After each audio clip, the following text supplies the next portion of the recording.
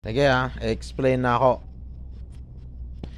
Pag mamatay manggod ka, before ka mamatay, it's either ang imong mata maghunong mag hinay-hinay og ka piyong nga di ka makaginhawa. Pag piyong mo, sugi.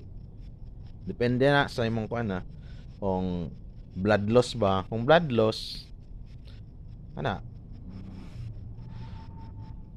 mag homeostasis man yata na. Mukalit kag pa kuan, makafeel og kabugnaw sa tanan nimong lawas nga anam-anam kag kapiyong maglisod kag ginhawa hantod sa mamatay ka. Pagkamatay nimo, lisod pod kung mugunit na pod kag cellphone. Ang imong makit-an kangit-ngit. Nga na darkness. Hindi nimo madala imong higala. Hindi mo madala imong mga kauban, mga kaibigan ba. Mag-isa ka lang. Mga tangina, maski bali-balihon, gunit nimo imong kaluluwa, kalinaw ra gid yung makuha ba, peace lang imong madala.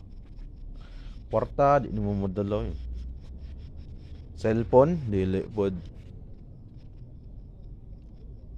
peace lang. Nakayos kung di nakakaginhawa o dira gud makita ang imuhang kalalaki o guno ka na tao. Kay pag di nakakaginhawa,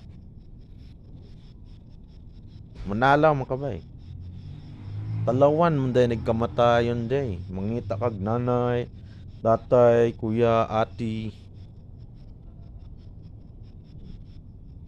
Ikaw lang ang naigunit sa imong sarili pag mamatay ka.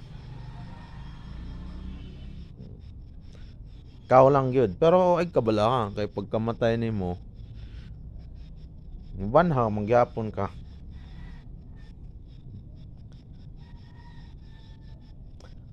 Nechismosa nimong mga silingan di gaya nimo na madala.